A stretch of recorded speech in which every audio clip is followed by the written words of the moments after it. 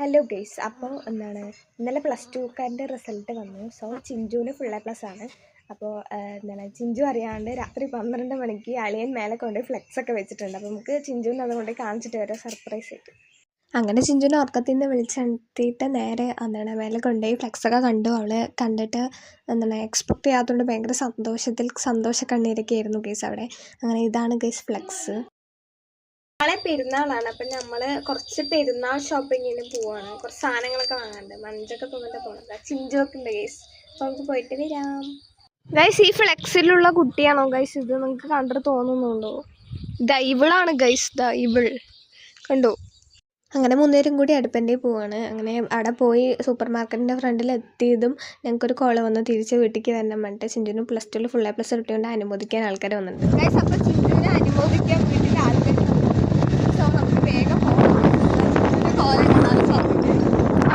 Guys, ഞങ്ങൾ വീടെത്തിയപ്പോഴേക്കും ചിഞ്ചുവിനെ അനുമോദിക്കാൻ വന്നവരൊക്കെ സ്ഥലം വിട്ടു.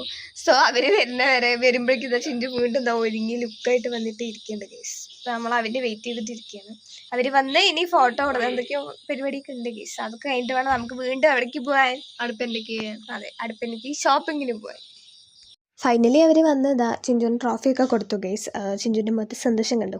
അങ്ങനെ അതൊക്കെ കഴിഞ്ഞ് ഫോട്ടോ ഒക്കെ എടുത്ത് ഞങ്ങൾ തിരിച്ച് പിന്നെയും അടുപ്പൻ്റെക്കിന് പോയിട്ടുണ്ടായിരുന്നു.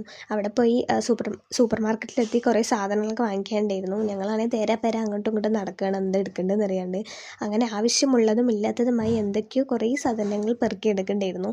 അങ്ങനെ എന്തൊക്കെയോ എടുത്തിട്ട് പിന്നെ എൻ്റെ അടുത്തൊരു ചെറിയ സോപ്പ് വാഷ് ബേസിൽ വെക്കാൻ വേണ്ടി എടുക്കാൻ പറഞ്ഞപ്പോൾ ഞാൻ ചെറിയ 10 രൂപേൻ്റെ സോപ്പൊക്കെ എടുത്തിട്ട് വന്നിട്ടുണ്ടായിരുന്നു. അങ്ങനെ ചിഞ്ചു ഇവിടെ ക്ലാരിറ്റി ഇല്ല, അപ്പുറത്ത് പോയി വീഡിയോ എടുക്കുന്നതൊക്കെ പറഞ്ഞിട്ട്.